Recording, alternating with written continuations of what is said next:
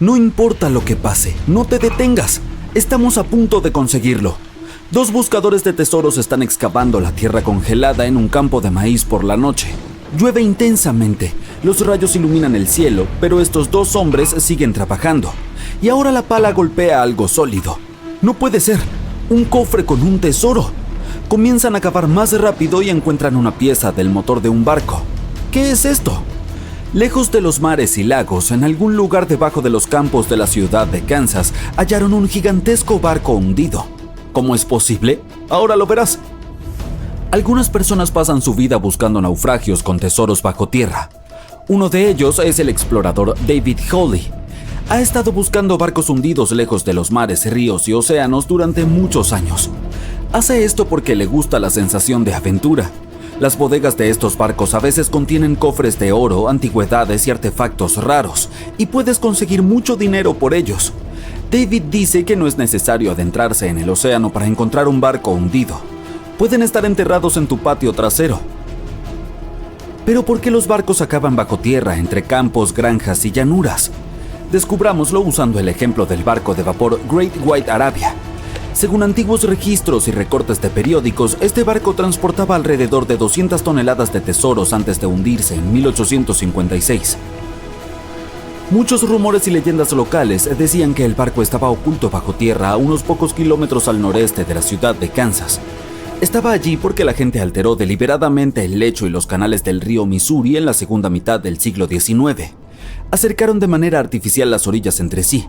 Estrecharon el río para aumentar la velocidad del flujo, así los barcos podrían navegar mucho más rápido. En el siglo XIX, los barcos de vapor eran el medio de transporte de pasajeros y mercancías más popular. Antes de los ferrocarriles, extendieron la frontera occidental a través de los ríos Mississippi y Missouri y llevaron suministros a la gente. Por eso era tan importante aumentar la velocidad de su movimiento. Así, el 5 de septiembre de 1856, el Arabia navegaba por dicho estuario. Se encontró con un obstáculo que sobresalía del agua. Un trozo de madera inundó rápidamente el barco. Afortunadamente, todos los pasajeros fueron evacuados, pero el vapor y su preciosa carga llegaron al fondo arenoso del Missouri en unos pocos minutos. Pasaron varios años. Todos se olvidaron del barco. Durante este tiempo, el curso del río Missouri había cambiado, pero el Arabia permanecía en el húmedo y fangoso fondo. El nivel del suelo se iba elevando y la tierra perdía humedad. Finalmente, muchas décadas después, se formó un campo de maíz sobre el naufragio. En los años 80, un granjero era dueño de esta zona y no tenía idea de lo que estaba escondido en su territorio. David Hawley estudió con cuidado la historia de los barcos hundidos de los Estados Unidos. Sabía que cientos de barcos de vapor habían terminado bajo el agua en todo Missouri, pero sobre todo le interesaba el Arabia, ya que había rumores de que estaba lleno de oro y otras cosas valiosas. Los campos de maíz de Kansas eran vastos, pero David Hawley sabía cómo buscar. En 1987 comenzó a trabajar. Primero, junto con su hermano y su padre, recogieron todos los recortes de periódicos antiguos que pudieron encontrar. No solo buscaban información sobre el vapor, sino también mapas del río Missouri. Rastrearon sus cambios históricos, verificaron las fechas e identificaron una amplia zona donde el vapor se hundió. A continuación, utilizaron pruebas electromagnéticas y otros estudios geológicos para analizar el suelo y encontrar el lugar correcto. Buscaron diferencias en la humedad y la densidad del terreno. Luego recorrieron el territorio con potentes detectores de metal y así, para el otoño de 1988, habían determinado la ubicación del barco de vapor. El Arabia tenía el tamaño de una cancha de fútbol. Este gigantesco buque yacía 14 metros bajo tierra. Pero antes de comenzar a excavar, tuvieron que pedirle permiso al dueño del campo de maíz. Para el agricultor, esta noticia fue una gran sorpresa. Aceptó con la condición de que las excavaciones se completaran para la primavera, de modo que pudiera sembrar una nueva cosecha. Excavar un barco gigante en invierno es mucho más difícil y costoso que en otras estaciones. Incluye costos adicionales de equipamiento, electricidad y calefacción. El equipo trabajó día y noche. Financiaron las excavaciones con su propio dinero. Cada uno invirtió más de $10,000 y sacó un préstamo bancario. Finalmente notaron los primeros detalles del barco. Las palas golpearon las enormes calderas del motor y la cubierta. El objetivo se había logrado. La mayor parte de la carga que se encuentra dentro de los barcos hundidos está cubierta de óxido, caracolas, lodo y está gravemente dañada. Sin embargo, el contenido de la Arabia estaba en excelente estado, considerando que el barco se había hundido hacía 130 años. Desafortunadamente no encontraron los cofres de oro. Sin embargo, obtuvieron varias toneladas de cargas valiosas como artículos domésticos de personas que vivieron a mediados del siglo XIX. Era una cápsula del tiempo. El barco transportaba suministros para cientos o miles de personas, y todas estas cosas estaban perfectamente conservadas. Por ejemplo, podían ver con claridad la marca estampada Goodyear Rubber Company en un zapato de goma. Mientras más se prolongaban las excavaciones, más cosas encontraban David y su equipo. En los barriles hallaron platos del siglo XIX, estaban intactos y utilizables. Además, había ropa limpia, miles de pares de zapatos, arpones, sartenes y paraguas. El barco transportaba mercancías para abastecer a unas 16 pequeñas localidades. Es cierto, no es oro, pero estos artefactos también son valiosos. El contenido del barco podría valer millones. Sin embargo, la tripulación no pensaba venderlo. Crearon un museo en el sitio de un antiguo mercado de frutas en Kansas. Si vas allí, de inmediato te sentirás como si estuvieras en una tienda del siglo XIX. Hay miles de artículos en buen estado. Incluso las cerillas están lo suficientemente secas como para encender. Le tomó a David muchos años presentar la colección completa del barco de vapor. Valora cada uno de los objetos y no quiere venderlos. Cualquiera puede venir aquí, pagar un boleto y encontrar un fragmento del pasado. ¿Quién sabe? Quizá también haya un viejo barco escondido en tu patio trasero, ¿no? En 2008, unos geólogos encontraron un barco antiguo en el caluroso desierto de Namibia. Navegaba en los días en que los piratas aterraban a los marineros, y ahora está dentro de una laguna seca. El barco zarpó de Lisboa en 1533 y desapareció junto con la tripulación cerca de una pequeña ciudad minera de diamantes. Después de casi 500 años, el casco estaba gravemente dañado. Solo quedaba el armazón del barco, pero el tesoro que estaba escondido dentro permaneció intacto. Estudiaron cuidadosamente el barco durante mucho tiempo, tratando de no arruinar nada. Y entonces, 5 días después, encontraron un gran cofre antiguo en la bodega. Al abrirlo cuidadosamente, hallaron monedas de oro.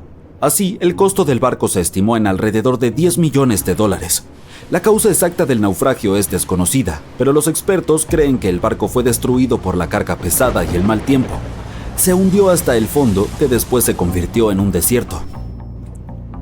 Algunos encuentran un avión en su patio trasero, otros un barco, y un hombre halló en su casa un pasaje a una antigua ciudad secreta.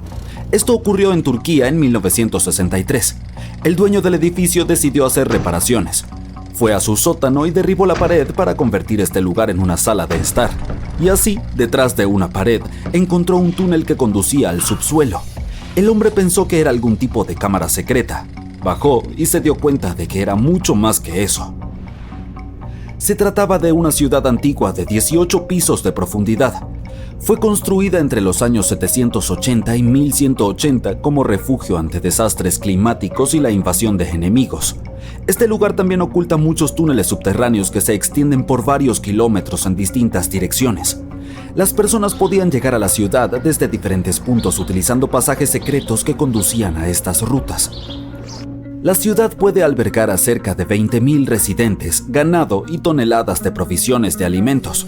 Los arqueólogos también han encontrado una capilla, escuelas, establos y cocinas públicas allí. Dicen que nada se pierde realmente. Y es cierto, descubramos algunos barcos congelados en el tiempo. El primero es más que fascinante. Se trata del naufragio de Anticitera. Es un barco comercial griego del siglo I a.C. Se encuentra en el lado este de la isla griega de Anticitera, en el punto de unión de los mares Egeo y Mediterráneo.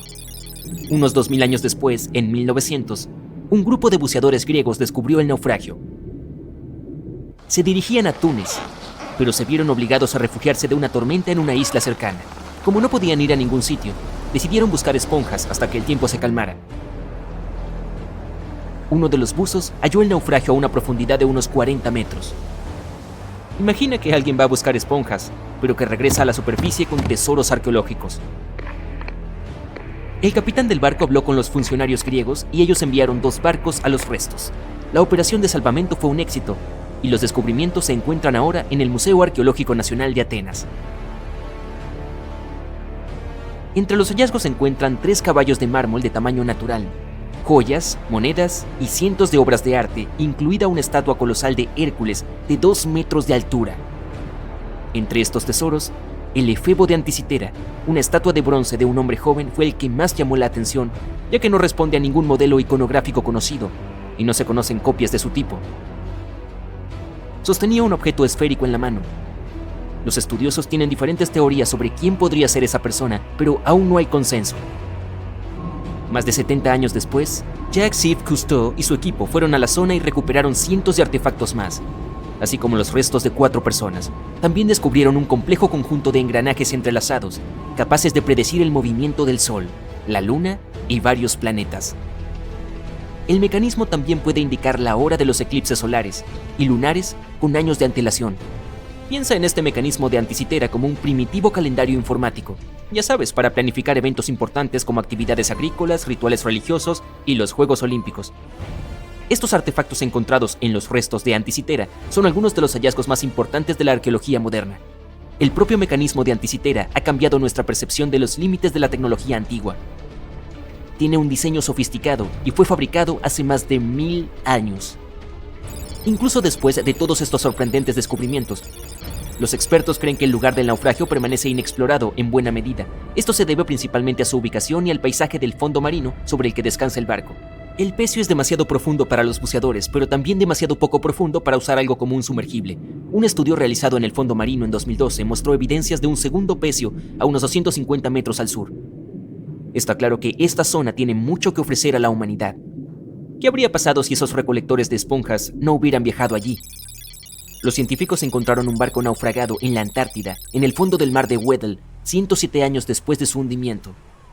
El nombre del barco era Endurance, y era el barco perdido del explorador antártico Sir Ernest Shackleton. Los científicos que pusieron sus ojos en él décadas después dicen que se encuentra entre los mayores naufragios no recuperados de la historia, así que filmaron todo el descubrimiento.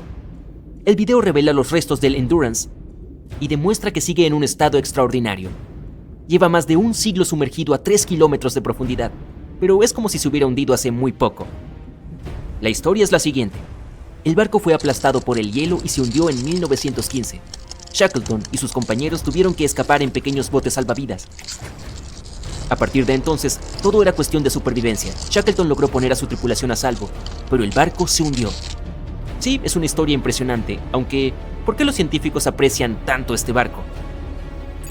En primer lugar, la expedición imperial transantártica de Shackleton navegó para realizar la primera travesía terrestre de la Antártida.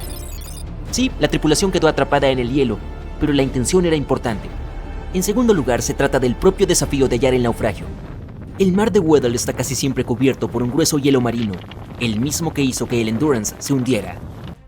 Acercarse al lugar del presunto hundimiento es súper difícil y ni hablar de llevar a cabo la investigación. Los expertos del equipo de exposiciones modernas previeron el momento con la menor extensión del hielo marino antártico utilizando imágenes satelitales. Se dieron cuenta de que el clima estaba a su favor para iniciar una expedición. El Dr. John Shears dijo que han completado con éxito la búsqueda de naufragios más difícil del mundo luchando contra un hielo marino en constante cambio, ventiscas y temperaturas que descienden a menos 18 grados Celsius. Si estas condiciones son las favorables, no puedo imaginar las peores condiciones en la Antártida. Por último, mira esto, es madera. Está en muy buen estado y es posible leer el nombre del barco. Aún es visible. El arqueólogo marino Mensum Bond dice que este es el mejor naufragio de madera que ha descubierto. Tiene una carrera de 50 años, así que le creo. ¿Cómo es que la madera no está podrida? La doctora Michelle Taylor, bióloga de las profundidades polares, asegura que la madera se ha deteriorado poco porque los animales que comen madera no se encuentran en esta región libre de bosques de la Antártida. Los trabajadores de una mina de carbón en el este de Serbia descubrieron 3 naufragios que llevaban allí al menos 1300 años. El mayor de los naufragios es una antigua flota romana. Tiene unos 15 metros de largo y un fondo plano. Se calcula que el barco podía llevar una tripulación de 30 a 35 personas. Y observando el casco se pueden ver las marcas de las reparaciones. Vaya, tuvo una larga carrera. Nos ofrece un panorama de la vida hace más de 1000 años. Las dos embarcaciones más pequeñas, por otro lado, coinciden con las descripciones de barcos utilizados por grupos eslavos para atacar la frontera romana.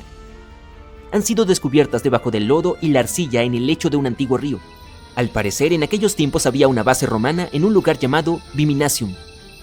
Curiosamente, Viminacium era una capital de provincia con unos 40.000 habitantes en el siglo IV después de Cristo.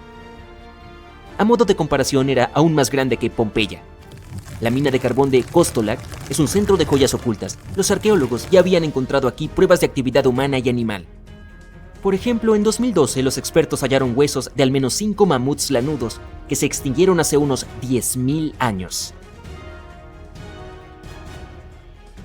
Unos arqueólogos han encontrado un barco 150 años después de su desaparición en las aguas del Ártico canadiense. Este buque mercante se llama HMS Investigator. Fue adquirido en 1848 para buscar el barco del explorador Sir John Franklin, que se perdió en la expedición del Paso del Noroeste. Así, el HMS Investigator partió de Gran Bretaña en 1850 para esta operación de rescate, dirigida por Robert McClure. El capitán se dio cuenta de que se encontraba en la etapa final del Paso del Noroeste, la ruta marítima a través de América del Norte. Sin embargo, antes de que pudiera adentrarse en el mar de Beaufort, el barco de 122 toneladas se atascó en el grueso hielo. La tripulación pasó el invierno en el estrecho del Príncipe de Gales.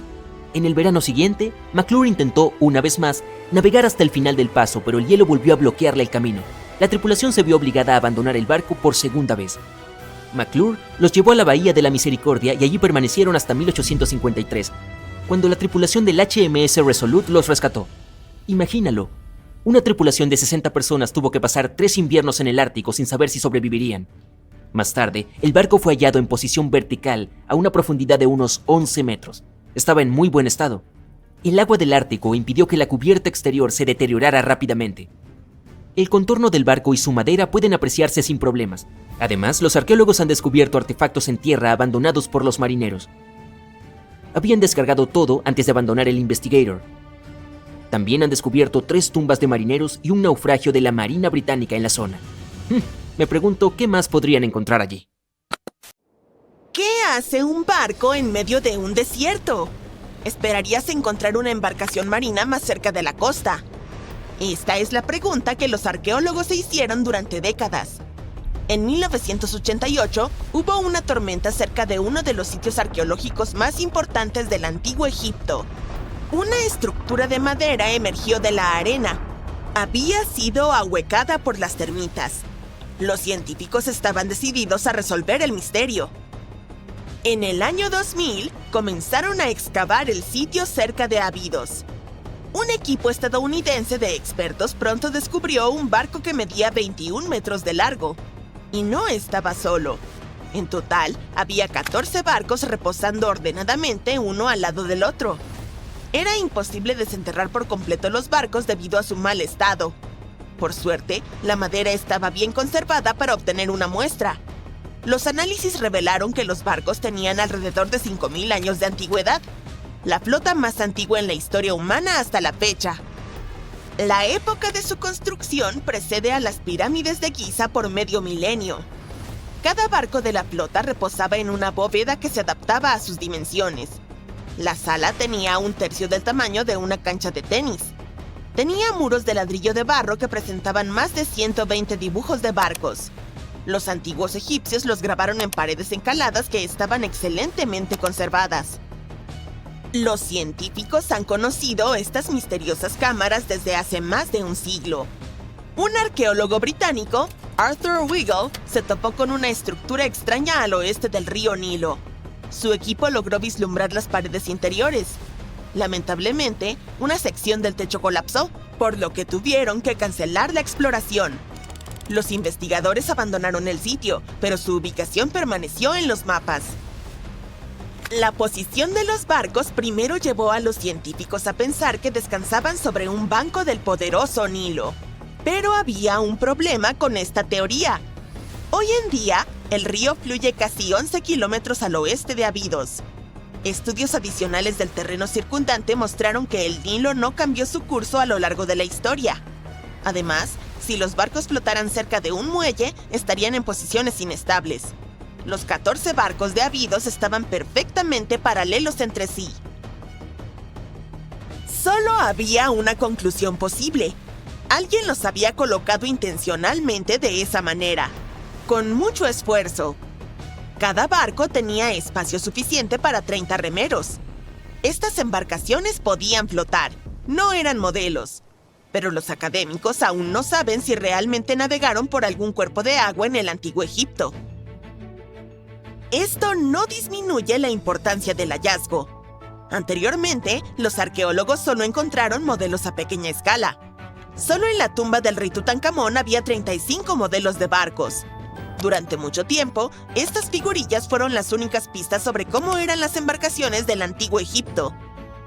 El diseño de los barcos confirma que eran auténticos. Son los ejemplos más antiguos que se conservan de barcos construidos. Los pueblos de antes construían embarcaciones primitivas ahuecando grandes troncos de árboles. La alternativa era usar juncos que eran atados entre sí para formar una balsa. Los barcos de Abidos tenían tablones amarrados juntos. Este fue un avance significativo en la construcción naval. Durante su época, los barcos debieron parecer impresionantes. La madera era una mercancía valiosa en ese tiempo. No había madera en el desierto. El cedro tenía que ser importado desde el Líbano. La única persona que podía permitirse tal lujo era el faraón. Estudiar la zona alrededor de la antigua flota proporcionó más respuestas. Los científicos descubrieron una estructura de adobe donde los egipcios adoraban al faraón. La fecha aproximada de construcción coincide con la de los barcos de madera. Los mismos ladrillos con los que se construyó este edificio se utilizaron para revestir la flota. En el momento de su construcción, las salas donde estaban almacenados tenían un techo. Esa es la sección que los arqueólogos encontraron a principios del siglo XX. Al igual que las momias en ataúdes, estas magníficas naves descansaban dentro de espléndidas bóvedas. El exterior de estas salas también era impresionante. Las paredes exteriores originalmente tenían un revestimiento de piedra caliza blanca. Reflejaba la luz del sol. Bajo el sol del desierto, la estructura que albergaba los barcos debía brillar desde kilómetros de distancia. Los constructores del antiguo Egipto usaron la misma técnica para cubrir las pirámides 500 años después. Hoy en día, su superficie se ve irregular, pero no siempre fue así. Cuando fueron construidas, las pirámides tenían una capa superior de fina y blanca piedra caliza. Su superficie era suave y brillaba a la luz del sol. En lugar de tener escalones, la capa exterior de las pirámides era más bien una rampa lisa. Los arqueólogos se quedaron con una última pregunta. ¿Qué faraón poseía la flota? La respuesta estaba a solo 1,5 kilómetros del sitio. Allí descansaba la tumba de un faraón de la quinta dinastía, Sesostris III. Su época y estilo de construcción coincidían con los de las cámaras con barcos. El final de su reinado podría explicar cómo los barcos terminaron en medio del desierto. El faraón probablemente falleció en el norte de Egipto. Luego, su cuerpo fue transportado por el Nilo hasta Abidos en una maravillosa procesión de barcos decorados. Los barcos fueron posteriormente dejados en cámaras cerca del lugar de descanso final de su propietario. Esto tenía un significado simbólico. En el sistema de creencias de los antiguos egipcios, los barcos desempeñaban un papel clave. Su deidad suprema era Ra. Él viajaba por el cielo durante el día en forma del sol. Durante la noche, navegaba por el inframundo en una barca solar. El faraón se identificaba con Ra. Por eso necesitaba barcos en el más allá. Esa era la única forma de regenerarse, así como el sol sale todos los días por el horizonte. Esta creencia existió durante miles de años. El faraón más famoso, Keops, también tenía un barco. Los científicos lo encontraron en 1954 junto a su pirámide en Giza. Es unos 4 siglos más joven que la flota de Abidos, pero el barco de Keops era casi 2 veces más largo. La Gran Pirámide de Giza y la tumba de Tutankamón son 2 de los hallazgos arqueológicos más famosos de Egipto. Pero hay muchos más secretos ocultos bajo las interminables arenas del desierto del Sahara. En 2020, los arqueólogos encontraron una ciudad perdida allí. La han catalogado como el descubrimiento más importante desde la tumba de Tutankamón en 1922. La ciudad de Atón tiene unos 3.000 años. Los historiadores esperan que les brinde una visión única de la vida cotidiana de los antiguos egipcios. El famoso arqueólogo y egiptólogo Zahi Hawass proclamó el sitio como una ciudad dorada perdida. Atón se encuentra a unos 500 kilómetros al sur de la capital de Egipto, El Cairo. Está cerca del famoso Valle de los Reyes. Los arqueólogos encontraron primero secciones de muros de adobe que se extendían en todas las direcciones. Descubrieron habitaciones completas con herramientas de la vida cotidiana en su interior. El equipo de investigación desenterró una panadería, un barrio residencial y un distrito administrativo. Todos datan de la época en la que la civilización egipcia era la más próspera de su extensa historia. Ellos también fueron los primeros en crear objetos de hierro. En 1911, los científicos encontraron un conjunto de cuentas de hierro cerca de un pueblo del Bajo Egipto. Estos son los artefactos de hierro más antiguos conocidos. El descubrimiento es, literalmente, de otro mundo, ya que los fabricaron moldeando un fragmento de un meteorito. Las 9 cuentas fueron en su momento parte de un collar ornamentado. Ahora están ennegrecidas y corroídas, lo cual es perfectamente normal para una pieza de joyería que tiene más de 5.000 años. Consisten en una aleación de hierro y níquel. Los investigadores quedaron impresionados por la habilidad de los joyeros antiguos que procesaron las cuentas. Su artesanía es aún más asombrosa cuando se piensa que no conocían el origen estelar del material. La Gran Pirámide de Giza también tiene una característica notable. Un grupo de investigación internacional investigó la respuesta electromagnética de la estructura a las ondas de radio. Encontraron que la pirámide tiene la capacidad de concentrar energía electromagnética en su interior, en especial dentro de sus cámaras, así como bajo la base de la pirámide. Ahí hay una cámara subterránea sin terminar. Parece que la respuesta electromagnética está vinculada con las propiedades de la piedra caliza, el material principal de construcción de la Gran Pirámide. Los resultados de la investigación podrían tener una aplicación práctica. Este extraordinario hallazgo mejoraría el funcionamiento de células solares y nanosensores. Costa Concordia. The Costa Concordia. The Costa Concordia. The Costa Concordia. The Costa Concordia. Costa Concordia. The Costa Concordia. Costa Concordia.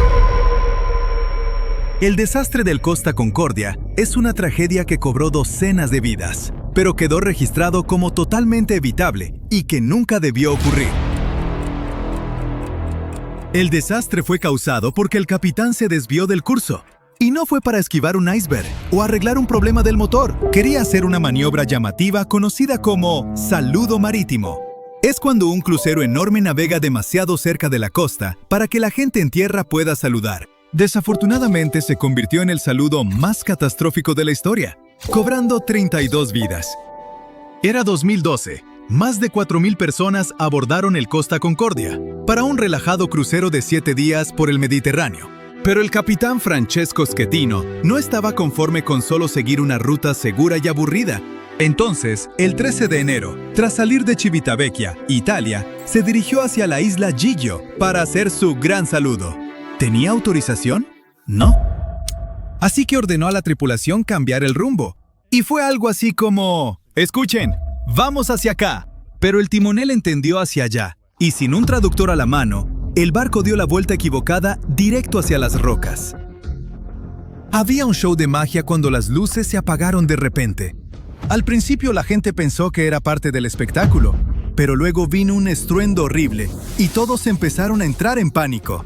El barco se volcó de lado y de pronto fue imposible llegar a los botes salvavidas. Algunos pasajeros no tuvieron más opción que saltar al mar helado y nadar hacia la costa.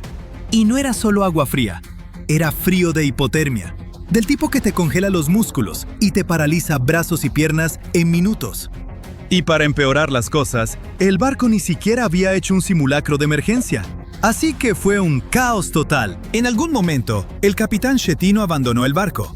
Después culpó del desastre no a sí mismo, sino a las rocas.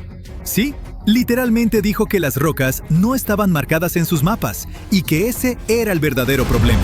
Después del desastre, las líneas de cruceros reforzaron sus reglas de seguridad. Ahora todos los pasajeros deben hacer un simulacro antes de que el crucero zarpe. Un poco tarde, pero al menos por fin lo entendieron. El 19 de diciembre, más de 1.500 personas murieron. Si pensaban que el Costa Concordia fue malo, les presento al Doña Paz. Esto fue caos a otro nivel. Tanto así que tiene el récord mundial del mayor desastre marítimo en términos de vidas perdidas. Y si buscan a quién culpar, culpen a la película imperdible que el capitán eligió ver en lugar de, ya saben, navegar.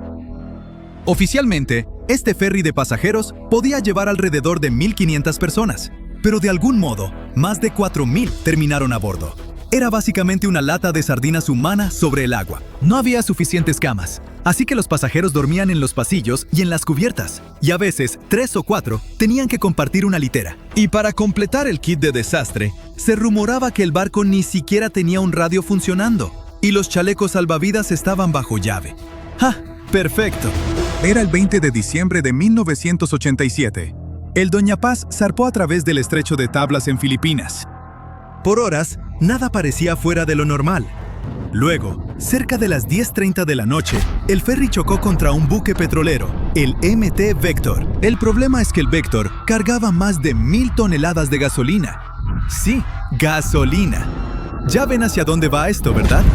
Tras la colisión, las llamas se propagaron rápidamente a ambos barcos y por el agua alrededor. El capitán, mientras tanto, estaba en su camarote viendo una película, y la mayoría de la tripulación estaba de fiesta.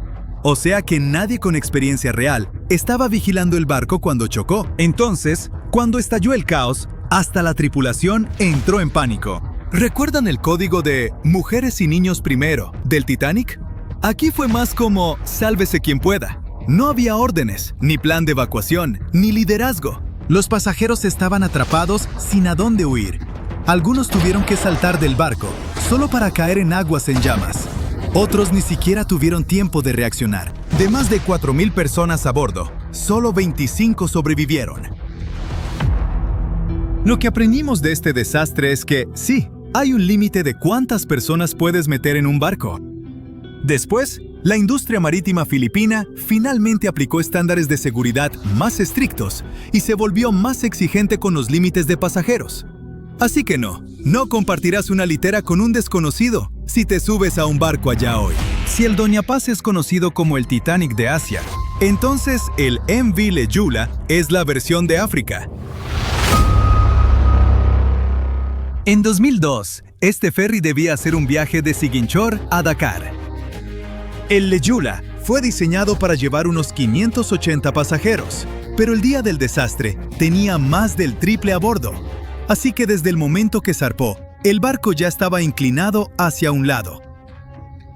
Para escapar de los camarotes calientes y abarrotados, muchos pasajeros se reunieron en la cubierta superior, donde los estudiantes platicaban, jugaban cartas o coqueteaban lejos de los ojos de sus padres. Pero cuando cayó la noche, esas vibras de "la vida es bella" desaparecieron rápido. Nubes oscuras llegaron y vientos fuertes empezaron a mecer el ferry. Cuando la lluvia empezó a golpear la cubierta del Leyula, cientos de pasajeros corrieron adentro.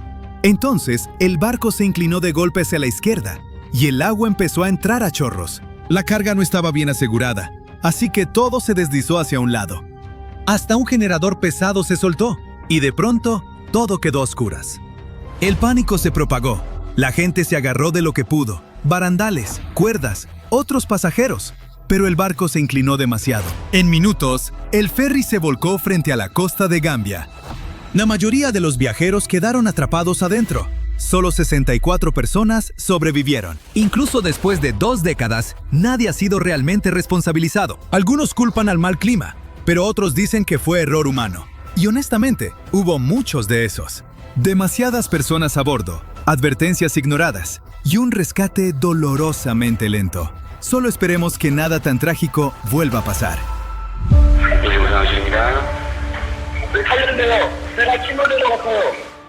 El último desastre de nuestra lista cambió a Corea del Sur. Hablamos del MV Sewol. Era abril de 2014. un ferry con 476 personas, la mayoría estudiantes de preparatoria. Se suponía que sería un viaje divertido a la isla Jeju.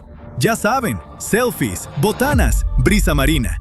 Pero 304 personas nunca regresaron a casa. Los que sobrevivieron fueron rescatados principalmente por barcos pesqueros y embarcaciones comerciales cercanas, porque el equipo de rescate oficial tardó unos 30 minutos en llegar. Así es, 30 minutos. Y ese retraso fue solo una pieza de un desastre mucho mayor. Esto fue una tragedia completamente prevenible desde el inicio. El viaje empezó bien. Luego, cerca de las 8:48 de la mañana, el Sewol dio una vuelta brusca y de pronto empezó a inclinarse. ¿Pero qué tan brusca tiene que ser una vuelta para voltear un barco tan grande?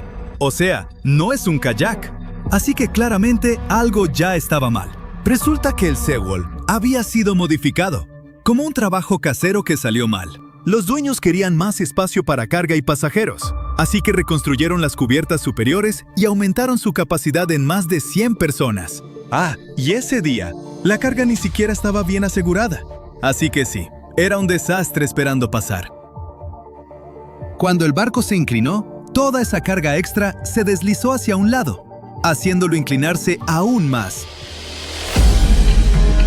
El agua entró a raudales, inundando los compartimentos de pasajeros. El ferry empezó a hundirse en minutos. Los pasajeros entraron en pánico, pero luego escucharon las instrucciones por el altavoz. «Quédense donde están, no se muevan, es más seguro en sus camarotes». Pues no lo era. Mientras cientos de estudiantes obedecían órdenes y esperaban ayuda, el capitán y varios miembros de la tripulación escaparon. Sí, se bajaron del barco mientras los adolescentes seguían atrapados adentro. Cuando los equipos de rescate finalmente llegaron, era demasiado tarde para la mayoría. El desastre del Sewol conmocionó a toda una nación, pero también unió a la gente. Impulsó nuevas leyes, mejor entrenamiento y la promesa de que ningún barco volvería a navegar tan imprudentemente. Cada vez escuchamos más sobre objetos misteriosos cayendo del cielo, cosas metálicas extrañas que casi golpean casas y ruedan entre granjas, justo como pasó en Argentina hace unos días. No dejó ningún rastro, ni activó alertas de radar. Solo fue un golpe repentino que asustó a los locales. En un abrir y cerrar de ojos, todo estaba acordonado, con las autoridades vigilando la zona. ¿Qué está pasando realmente? ¿Y corremos el riesgo de que nos pase a cualquiera de nosotros? La gente en un pequeño pueblo rural del norte de Argentina vive una vida tranquila. Para ellos, lo más dramático probablemente es cuando una vaca se escapa. Lo que definitivamente no esperaban era que un cilindro gigante cayera de la nada. El dueño estaba muy agradecido de que esa cosa no se estrellara contra su casa. Llamó a la policía, si no para averiguar qué era y qué hacía de repente en su patio, al menos para que lo ayudaran a deshacerse de ella. Sin embargo, cuando los oficiales llegaron a la escena, supieron que esto los rebasaba. Tuvieron que llamar especialistas, de esos que llegan con equipo de protección e instrumentos extraños que hacen sonidos de pitido. Antes de examinar qué es, el procedimiento estándar es asegurarse de que nada vaya a explotar. Los objetos espaciales caídos pueden ser como una lata de refresco agitada llena de combustible de cohete. Un mal movimiento y... eso podría causar problemas serios. Después de asegurar que el objeto era seguro para acercarse, el verdadero misterio comenzó a revelarse. Ahí en la Tierra, había una carcasa larga y negra de fibra de carbono, con abolladuras en los costados. Parecía un pedazo sobrante de una nave espacial masticado y escupido por alguna ballena espacial aterradora. Cuando los objetos caen, su giro puede aumentar drásticamente. Para cuando llegan al suelo, pueden rodar como un balón perdido, lo que puede deformarlos y hacerlos irreconocibles.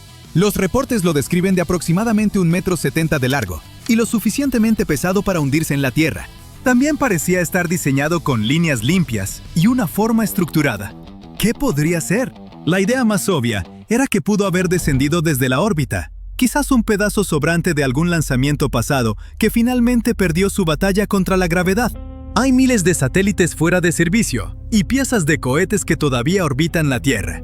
Incluso en el espacio, hay resistencia atmosférica que va frenando objetos y robándoles velocidad. Y cuando se frenan demasiado, caen en espiral hacia la Tierra. Así que un satélite viejo es una buena suposición. Sin embargo, la forma es inusual.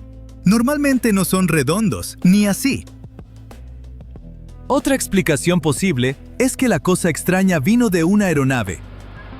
Los aviones comerciales a veces pierden cosas, como paneles, llantas o puertas. En 2014, un Boeing 757 de Delta tuvo una aventura inesperada cuando perdió un panel superior del ala a mitad de vuelo. Aunque suena alarmante, los problemas con el ala no afectaron la capacidad de volar del avión y aterrizó sin problemas. En julio de 2024, un Boeing 757 de United Airlines, despegando de Los Ángeles, perdió una rueda del tren de aterrizaje, pero continuó a Denver y aterrizó sin heridos. Como pueden ver, pasan cosas raras, pero el objeto de Argentina parece demasiado inusual y mucho más grande. ¿Y si algo tan grande se hubiera caído de un avión en pleno vuelo? Casi seguro habría reportes después y un piloto muy preocupado en algún lado. Tampoco es difícil imaginar que el objeto viniera de algún proyecto experimental, quizás un prototipo no conectado a ninguna misión pública. Después de todo, no todas las pruebas innovadoras se anuncian. Por ejemplo, los equipos de investigación a menudo realizan pruebas discretas para ver cómo se comportan nuevos materiales o formas durante su descenso. Sin embargo, incluso esas carcasas de prueba duraderas suelen ser reconocibles. Mientras que esta cosa tubular era visualmente confusa y se convirtió en un misterio genuino, al menos por un tiempo, hasta que descubrieron una marca. Casi todo lo que se fabrica para volar tiene alguna marca, ya sea un código estampado, una línea pintada o una identificación grabada con láser. A menos que sea secreto, cualquier cosa que vuele usa tecnología costosa. Y aunque no puedas reutilizarla, tal vez quieras examinarla y aprender de ella. Usualmente cada parte tiene una marca, porque viene de diferentes fábricas o lugares. Incluso la basura espacial vieja normalmente da alguna pista, permitiéndote jugar al detective con formas conocidas de la época. Es probable encontrar un fragmento que coincida con algún plano, y esto es lo que pudo haber resuelto este misterio en particular. Una de las válvulas tenía un pequeño número de serie, y ese código exacto aparece en la lista pública de incidentes de basura espacial. Según la lista, se cree que este tubo misterioso es una pieza del cohete chino Yailong 3A, Dragón Inteligente, lanzado desde una barcaza en el Mar Amarillo. Eso no hace oficial el origen, ya que China no ha confirmado nada públicamente. Curiosamente, un pedazo similar de presuntos escombros del Yailong 3 apareció en Australia por las mismas fechas. Es un poco decepcionante. Otro caso famoso ocurrió en la región de Murcia, España, en 2015. Igual que en Sudamérica, los granjeros encontraron algo no identificado, excepto que los españoles recibieron bolas de boliche en vez de algo cilíndrico. Esto también trajo gente en trajes especiales. Expertos sugirieron después que era un tanque de alta presión usado para lanzamientos, pero nadie descubrió de quién era. Lo mismo pasó en Namibia en 2011. Los periodistas literalmente la llamaron la misteriosa bola espacial. Los aldeanos descubrieron una esfera metálica hueca y chamuscada a la intemperie, que parecía haber rodado directo de una fábrica. Su superficie era áspera, y toda la cosa parecía estar hecha de dos mitades soldadas. La policía se involucró para verificar si era explosiva, y las autoridades después la analizaron, confirmando que estaba hecha de aleación de grado espacial y nada más. Ninguna agencia la reclamó. Ninguna misión coincidió. Los locales reportaron haber escuchado una serie de pequeñas explosiones días antes del descubrimiento, y los funcionarios notaron que esferas similares habían aparecido en Australia y Centroamérica en las últimas décadas. También pasó en Vietnam, donde no una, sino 3 pesadas bolas cayeron en 3 lugares distintos. Eran de diferentes tamaños y parecían canicas gigantes. La más grande pesaba unos 45 kilos. Los investigadores creen que las esferas podrían ser restos de un lanzamiento de satélite fallido. El daño menor sugería que cayeron desde una altitud relativamente baja. Las autoridades concuerdan en que probablemente se originó en la órbita, pero no pueden vincularlo a ninguna misión específica. En India, aldeanos de Gujarat también encontraron enormes bolas de billar. Todos estos objetos que caen apuntan a un problema mucho mayor. El espacio alrededor de la Tierra se está llenando de basura. A lo largo de las décadas, la órbita baja terrestre ha empezado a parecerse a un cuarto de almacenamiento que nadie ha limpiado. Aunque la mayoría de los escombros se queman al reentrar a la atmósfera, como pueden ver, los fragmentos más pesados pueden sobrevivir la caída y aterrizar en algún lugar de la Tierra. No es de extrañar que nadie quiera asumir la responsabilidad. Sería como admitir que dejaste basura en una carretera que causó un accidente. Pero se pone peor a una escala mucho mayor. Los investigadores advierten sobre un fenómeno conocido como el síndrome de Kessler. Ese es el escenario de pesadilla donde una colisión causa otra y otra y otra, hasta que la órbita se convierte en un campo de tiro de pedazos de metal a alta velocidad. La idea es que una colisión puede desatar una reacción en cadena descontrolada, convirtiendo la órbita en una nube de escombros en rápido movimiento. Si eso realmente pasara, ciertas órbitas podrían volverse demasiado peligrosas para usar. La Tierra podría quedar esencialmente cercada por la basura que nosotros mismos creamos. Podría llevarnos a un futuro donde satélites y naves espaciales esquiven escombros cósmicos, como en un videojuego. No todo es tan grave, ya que los científicos conocen bien el problema y trabajan en formas de resolverlo. Ahora mismo, algunos científicos probablemente están considerando ideas como usar redes, misiones de captura e incluso empujes con láser. Limpiar nuestra órbita debería ser prioridad. Definitivamente no queremos que futuros visitantes de galaxias lejanas nos eviten solo porque no quieren esquivar nuestra cochera llena de basura espacial. Los barcos de Nemi eran embarcaciones enormes, construidas por los romanos hace más de 2000 años, con pisos de mármol, mosaicos coloridos e incluso plomería para baños lujosos. A diferencia de los barcos típicos de su época, usados para transporte o batallas, estos eran verdaderos palacios flotantes. Pero los barcos de Nemi no eran solo proezas de ingeniería y lujo romano. Su historia es increíble. Perdidos, encontrados y perdidos de nuevo. Estas naves se convirtieron en el centro de una saga misteriosa que ha desconcertado a los historiadores durante siglos. Lo primero extraño sobre ellos tiene que ver con dónde los encontraron. Estos enormes barcos de madera yacían en el fondo del lago Nemi, un lago volcánico de aguas tranquilas ubicado a unos 30 kilómetros al sur de Roma. Durante siglos, los pescadores locales sabían de los naufragios y se dice que se aprovechaban de eso. Usaban ganchos para sacar piezas y artefactos de los barcos de Nemi y los vendían en los mercados. Eso continuó hasta 1446, cuando algunos nobles decidieron que ya era suficiente y comenzaron a investigar las leyendas sobre los barcos de Nemi. Se dieron cuenta de que no era solo un cuento. Ambas naves estaban a unos 18 metros de profundidad en el lago, y desde ahí, el misterio solo creció. Si lo piensas, 18 metros no es tan profundo, y el lago Nemi es bastante pequeño. Solo 1,5 kilómetros de ancho y unos 30 metros de profundidad. Entonces, ¿por qué construir barcos tan enormes en un lago tan pequeño? No tiene mucho sentido, especialmente cuando descubrimos quién los construyó. El emperador romano Calígula. Ya sabes, el conocido por ser uno de los líderes romanos más crueles e impredecibles. Pero algo en lo que casi todos coinciden era su gusto impecable por todo lo extravagante. Calígula gastaba dinero como loco. Se asume que agotó todo el tesoro imperial en un año, con festivales lujosos, banquetes y consintiendo animales. Sí, supuestamente alimentaba a su caballo favorito con avena mezclada con hojuelas de oro. En fin, amaba el exceso. Entonces, ¿por qué construyó 2 barcos enormes en un lago tan pequeño? Los expertos creen que Calígula pudo haberlos construido ahí por la conexión del lago con Diana, la diosa de la caza, la luna y la naturaleza, a quien se veneraba en un santuario en la orilla norte del lago. Por cierto, Nemi es un nombre moderno que vemos en los mapas actuales. Los romanos llamaban al lago Speculum Dianae, que significa espejo de Diana. Así que es posible que Calígula lo viera como el lugar perfecto para esconderse y anclar sus barcazas de placer. Quería palacios flotantes extravagantes, y eso fue exactamente lo que obtuvo. La Prima Naya, que significa primer barco, era una embarcación enorme de unos 70 metros de largo. Es casi tan grande como el avión de pasajeros más grande de hoy, el Airbus A380. El casco estaba dividido en 3 secciones, con la parte trasera más ancha y la delantera más angosta. Tenía 2 grandes estructuras en cada extremo, conectadas por escaleras y pasillos, dándole al barco un aspecto peculiar, único en la antigüedad.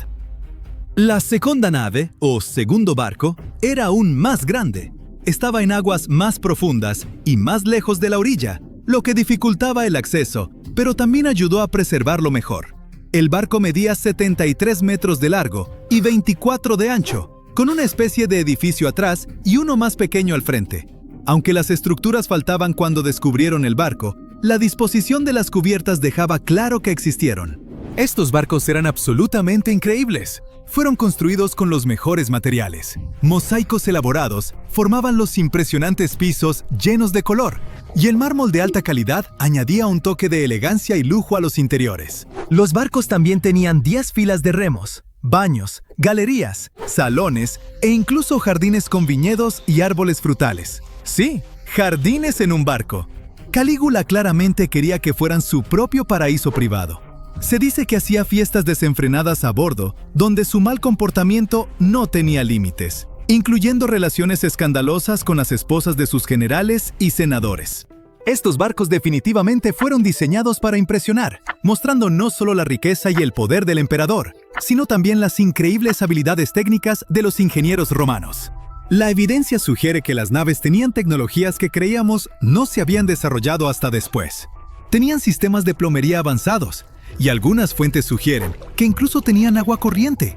Hay evidencia de tuberías de bronce y drenajes de plomo, lo cual es una locura para barcos del siglo I. Otra cosa es que las vigas de madera estaban cubiertas de plomo para alejar a las bromas, esos pequeños moluscos famosos por hacer túneles y digerir la madera. Pero los esfuerzos de los ingenieros fueron algo inútiles en este caso, ya que las bromas no viven en agua dulce. También hay una teoría de que uno de los barcos tenía una plataforma giratoria. Aún no sabemos su propósito exacto, pero pudo usarse para la presentación rotativa de una estatua, probablemente de Diana, o para entretenimiento, como invitados disfrutando su comida mientras giraban lentamente admirando la vista. ¿Quién sabe? Todos estos hallazgos han llevado a los expertos a creer que los barcos fueron construidos principalmente para recreación o rituales antiguos, o tal vez ambos. Básicamente, el verdadero propósito de los barcos de Nemi sigue siendo un misterio, porque no hay documentación histórica sólida al respecto. Ahora, aunque estos barcos eran maravillas tecnológicas, no duraron mucho. Solo estuvieron en uso alrededor de un año antes de que terminara el reinado de Calígula. Con el tiempo los barcos fueron dañados, llenados de piedras y hundidos en el fondo del lago Nemi. Esto nos trae de vuelta a la historia de su descubrimiento. En 1929, los líderes de Italia decidieron drenar el lago para rescatar los barcos. Así que bombearon unos 20 metros de agua. Tomó años sacarlos del lodo. Pero el segundo barco finalmente fue recuperado en 1932. Durante la excavación, los arqueólogos encontraron muchos artefactos valiosos de los naufragios. Poco a poco, enormes anclas, decoraciones de bronce y estatuas de mármol surgieron de las profundidades, junto con elegantes anillos para remos, juntas de bronce y tejas de cobre. El costo de estos barcos debió ser astronómico. Recuperar los recuerdos y artefactos de la época romana era muy importante entonces, así que sacar los barcos del lago fue un gran triunfo para Italia. En 1936, decidieron construir un museo para exhibir los naufragios, pero su historia dio un giro trágico. Como probablemente sabes, esa fue una época muy afectada por conflictos globales, e Italia no fue la excepción. En 1944, un incendio estalló en el museo, destruyendo los barcos y todo el contenido arqueológico. Bueno, quizá nunca sepamos con certeza quién inició el fuego, pero sí sabemos que los barcos antiguos más grandes jamás descubiertos se perdieron en él. Solo sobrevivieron algunas piezas de bronce, unas maderas carbonizadas y otros artefactos guardados en Roma. Pero como el ave fénix, las naves resurgieron de las cenizas gracias a mucho trabajo de reconstrucción. Después de la restauración, el museo en Nemi fue reabierto en los años 50. Si alguna vez lo visitas, quizá puedas ver parte de un piso de mosaico verde y rojo, de uno de los barcos que, curiosamente, se perdió en algún momento y se usó como mesa de centro en un departamento de Nueva York por más de 50 años. Con todos los giros trágicos en la historia de los barcos de Nemi, ¿quién sabe? Tal vez aún hay piezas de estos palacios flotantes escondidas en diferentes partes del mundo. Era el 31 de diciembre de 1812. En el silencio de la noche, un barco llamado Patriot zarpó sigilosamente del puerto de Georgetown, en Carolina del Sur, llevando a bordo a una de las mujeres más bellas de Estados Unidos. La primera dama de Carolina del Sur, Theodosia Burr Alston, era hija del infame Aaron Burr, ex vicepresidente y el hombre que había acabado con Alexander Hamilton en un duelo. Theodosia se dirigía a Nueva York para reunirse con su padre, pero después de ese día, nadie volvió a verla. Teodosia era brillante, una de las mujeres mejor educadas de Estados Unidos en su época. Aaron Burr la adoraba y se aseguró de que recibiera una educación que rivalizara con la mejor que se ofrecía a los hombres. En un mundo donde casi nunca se les daban esas oportunidades a las mujeres, ella era como una joya excepcional. Hablaba varios idiomas, incluidos griego y latín. Estudiaba filosofía, dominaba materias como música y aritmética, y podía conversar sin problema con los grandes intelectuales de la época. Llevaba el nombre de su madre, Theodosia Bartow Prevost. Aaron Burr perdió a su amada esposa cuando Theodosia tenía solo 10 años. A partir de entonces, ella asumió el papel de confidente de su padre, acompañándolo en su carrera y, más tarde, en su caída. Tenían una relación muy cercana. Teodosia veía a su padre como su protector y su mejor amigo. Pero entonces estalló el escándalo relacionado con Hamilton. Burr había sido juzgado por traición en 1807. Aunque fue absuelto, las acusaciones dañaron tanto su reputación que tuvo que huir a Europa. Esto dejó devastada a Teodosia. Ella se quedó en Estados Unidos, tratando de mantener unida a su familia. Pero no pasó mucho tiempo antes de que otra tragedia golpeara de nuevo. Su hijo de 10 años murió de malaria, dejándola abatida y muy debilitada físicamente. Ella tenía apenas 29 años entonces. Cuando Burr por fin regresó a Estados Unidos en 1812, le suplicó a Teodosia que fuera a verlo a Nueva York. Ella estaba decidida a volver a ver a su querido padre, sin importar los riesgos. Creía que solo su reencuentro podría darle consuelo. Las cosas no iban nada bien entre Gran Bretaña y Estados Unidos, que hacía relativamente poco se había independizado. Su esposo Joseph Alston, que acababa de convertirse en gobernador de Carolina del Sur, no podía acompañarla. Esto lo preocupaba profundamente. El viaje que tenía por delante prometía ser peligroso. La Marina Británica, que patrullaba la costa, podía detener cualquier embarcación estadounidense. Alston incluso les escribió una carta pidiendo que al Patriot se le garantizara un paso seguro por el Atlántico. Y no era solo la Marina Británica lo que ponía en peligro su travesía. Los mares de invierno eran impredecibles, y las aguas del Atlántico, famosas por ser traicioneras, eran azotadas con frecuencia por tormentas violentas. Mientras tanto, Aaron Burr arregló que su amigo, el doctor Timothy Green, la acompañara en el viaje, con la esperanza de protegerla de cualquier peligro. Así que, a regañadientes, Alston dejó que su esposa partiera a bordo del Patriot, una embarcación rápida y elegante, elegida por su reputación de velocidad y seguridad. Teodosia se despidió y se embarcó en lo que se convertiría en un viaje hacia el olvido. Pasaron los días, luego las semanas. El trayecto debía tomar, como mucho, una semana. Pero no llegaba ninguna noticia de Teodosia ni de la tripulación. A principios de enero, se reportó un fuerte temporal frente al cabo Hatteras. Se decía que una tormenta violenta había dispersado barcos a lo largo de la costa. Alston, cada vez más desesperado, escribió que su estado mental era espantoso. Pero aún así, no llegaban noticias. Tanto Aaron Burr como Alston se aferraban a la esperanza de que, quizá una tormenta, solo hubiera retrasado su llegada. Pero conforme las semanas se convirtieron en meses, esa esperanza empezó a desvanecerse. Todo apuntaba a que el Patriot se había perdido en el mar con todas las personas a bordo. Para Joseph Alston y el propio Aaron Burr, la respuesta era trágicamente clara. Ellos creían que el barco había quedado atrapado en una tormenta de invierno y se había hundido, pero otros no estaban tan seguros. Los rumores y las teorías empezaron a multiplicarse y se propagaron en los periódicos y en las tabernas. ¿Pudieron haber sido los piratas? Llevaban años asolando la costa de Carolina. También estaban los habitantes locales, conocidos como bankers o wreckers, una especie de saqueadores famosos por robar en barcos naufragados. Robaban objetos del llamado Cementerio del Atlántico, la costa de Carolina del Norte. Además, ellos mismos provocaban algunos de esos naufragios. Usaban faroles para atraer barcos hacia aguas peligrosas y hacer que encallaran. Cuando las naves quedaban varadas, las saqueaban y dejaban atrás a la tripulación y a los pasajeros. Algunos creen que estos despiadados saqueadores pudieron haber desmantelado hasta el último resto del Patriot. Aaron Burr no creía que ella hubiera sido capturada por piratas. Según él, si siguiera viva, ninguna cárcel del mundo podría mantenerla alejada de su padre. Los rumores se volvieron cada vez más disparatados. Algunos aseguraban que había sido capturada en el Triángulo de las Bermudas. Se enviaron buscadores a Nassau y a las Bahamas, pero nunca se encontró rastro del Patriot.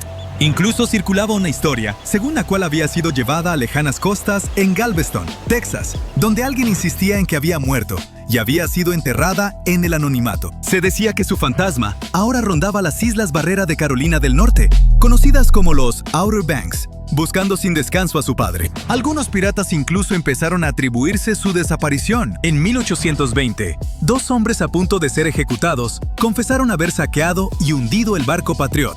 Y luego, en 1833, otro pirata afirmó que su tripulación había encontrado la nave y la había mantenido cautiva. Contó que ella se resistió con fiereza y describió con lujo de detalle cómo él mismo obligó a Teodosia a caminar por la tabla. Los historiadores han intentado reconstruir las pistas. Los registros de los barcos de la época muestran que, en efecto, el Patriot fue detenido por la flota británica cerca del cabo Hatteras el 2 de enero de 1813, pero gracias a la Carta de Olsztyn, se le permitió al barco continuar su ruta. Y sí, realmente hubo una tormenta. Azotó toda la región en enero. La tormenta golpeó con especial fuerza justo en esos días. Y aunque esta sea la explicación más probable, no es una certeza absoluta. La gente sigue especulando, pero nadie conoce la verdad. Nunca pudieron encontrar el barco. No apareció ningún cuerpo, ningún resto del naufragio, ni prueba definitiva alguna. Teodosia se desvaneció para convertirse en leyenda. Y Aaron Burr jamás se recuperó del dolor de perder a su hija. Y luego, en 1869, 57 años después, ocurrió algo muy extraño. El doctor William Poole, un médico de Elizabeth City, visitó el pueblo de Nags Head en los Outer Banks de Carolina del Norte. Era un pueblo costero aislado, pequeño y sencillo. Una anciana del lugar estaba en su lecho de muerte. En sus últimos momentos, le entregó a su médico un fino cuadro al óleo como forma de pago. Era el retrato de una misteriosa mujer joven. Y, como quizá ya sospechas, el retrato era nada menos que de Theodosia Burr Olsztyn. Según la mujer, ese cuadro había sobrevivido a un naufragio ocurrido más de 50 años antes. Curiosamente, el cuadro no estaba firmado, y el nombre de la mujer nunca quedó registrado. Pero la serena gracia y la inteligencia en la mirada del retrato intrigaron de inmediato al Dr. Poole, dando a entender que podría haber algo más detrás de todo esto. De inmediato, acudió a la prensa. Se convocó a familiares de los Burr y a personas que habían conocido a Teodosia para que examinaran el retrato. Lo compararon con un grabado de Teodosia y, para asombro de todos, coincidía con ella. Pero, ¿cómo había terminado en manos de esta misteriosa anciana? ¿Lo habrían robado piratas y pasado de generación en generación? Por supuesto, muchos también se preguntaban si esa anciana no sería la propia Teodosia. Tal vez había sobrevivido y pasado el resto de su vida escondida. Es algo muy poco probable, pero no hay manera de comprobar la verdad. El cuadro en sí también era un misterio. ¿Cuándo se había pintado y quién lo había hecho? La mayoría supone que Teodosia mandó hacer este retrato antes de partir y se lo llevó a bordo. Tal vez estaba pensado como un regalo para su padre, tras años de dolorosa separación. Pero el viaje del cuadro no terminó ahí. Después de ser identificado, acabó en la biblioteca Lewis Walpole de la Universidad de Yale. Permaneció ahí durante años y solo volvió a exhibirse en 2017 en una muestra especial en el Museo del Albemarle, en Carolina del Norte. Este retrato es la última pieza tangible de la historia de Teodosia, pero incluso él plantea más preguntas que respuestas, y el relato sigue siendo un misterio hasta el día de hoy.